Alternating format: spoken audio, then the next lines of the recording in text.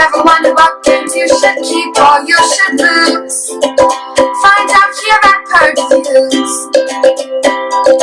Have you ever wondered what games you should sell or you should use? Find out here at Purge Reviews. Find out on our top 10 list what games you cannot miss. Don't forget to subscribe to Purge Reviews. So here's the Smash Up the Big Geeky Box. Now this is going to come with a set of cards that I'll show you in a second, but basically you're buying an empty box.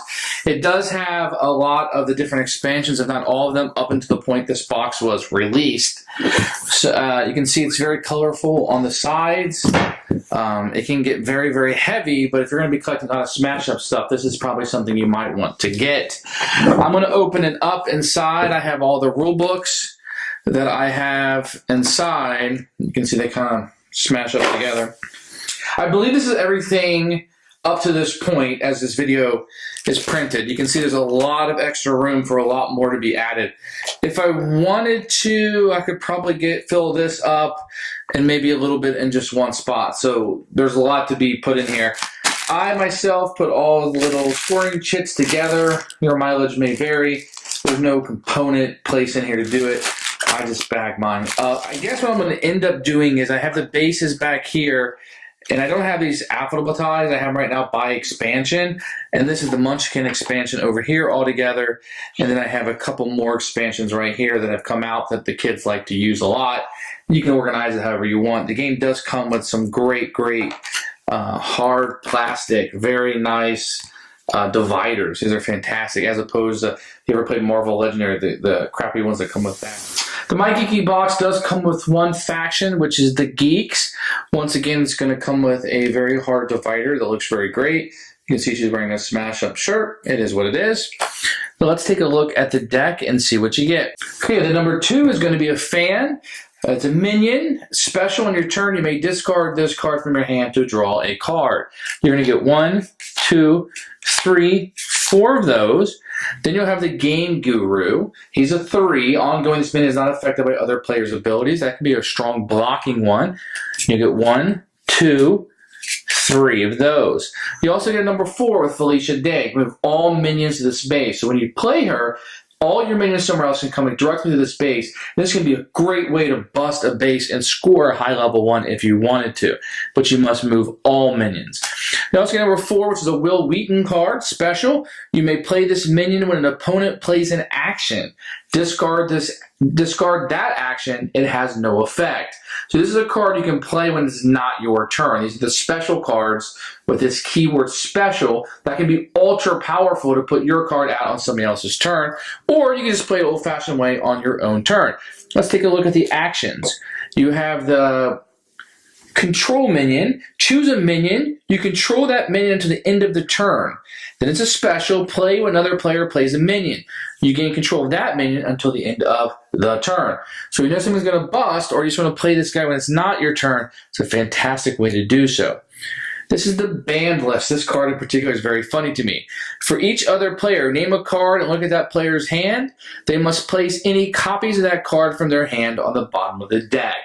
Now we play it because we don't know all the cards that well. Like, what's your number 2 or your number 3? They're the most common ones, and try to get those out.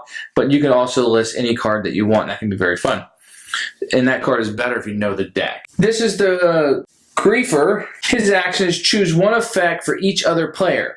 That player discards a random card or destroys one of his own minions or shuffles a discard pile into his deck. So there's an option there.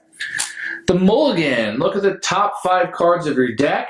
You may draw them and shuffle the rest of your hand into your deck.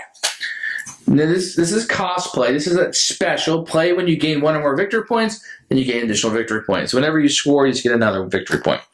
The Rules Lawyer. Us board gamers can definitely seen this at the gaming table. Transfer an action played on a base to another base, or transfer an action played on a minion to another minion. That's pretty cool, and it's very thematic. The Non-Infinite Loop. Choose an action in your hand, play it as an extra action. You may put it back into your hand instead of the discard pile. Very cool. It lets you use the same card twice. Get another copy of the banned list, another copy of the Rules Lawyer, and here we got min-maxing. Look at an opponent's hand. You may play an action from that opponent's hand as an extra action, so you can steal somebody's card. Very cool. And then Force of Will, referring back to Will Wheaton, it's a special, going to be played whenever it's appropriate. Play when an opponent plays an action. Discard that action. It has no effect. So where do I stand on the Big Geeky Box? I think this is an absolute must-buy if you're going to cash into Smash Up, as you're going to want a nice box to put everything in. It gives you the nice artwork on the side, and it really, really jumps. Now, if money is tight, this is not the way to go. You're only going to get the one faction, which, while cool, will really only be geeks. I mean, the only people who are in the gaming industry or the video game industry or know Geek and Sundry will really get those in jokes. And it's not a set that people normally pick. If somebody's going to pick it, I play this a lot with non-gamers or people just like card games. They don't normally pick this. They want to get the vampires or the My Little Ponies or something else. So this isn't one that's picked a lot. I pick it sometimes because I think I want to try everything out. And I do like Geek and Sundry. Now, the box is really the selling point here. If you don't want the box, you might want to skip the one little faction that comes with it because there's so many factions you can normally get. But the box is really sturdy. It's really nice. I love the artwork on the side. You can 100% get a storage option much cheaper than this, but you get the faction, and I think it really spruces it up. This is a game that I'm going to keep probably as long as I'm playing board games. I like it that much. I like the different factions. Kids like it, families like it, gamers like it. It's a total win for me. So in my case, it was well worth getting, and plenty of room in that box.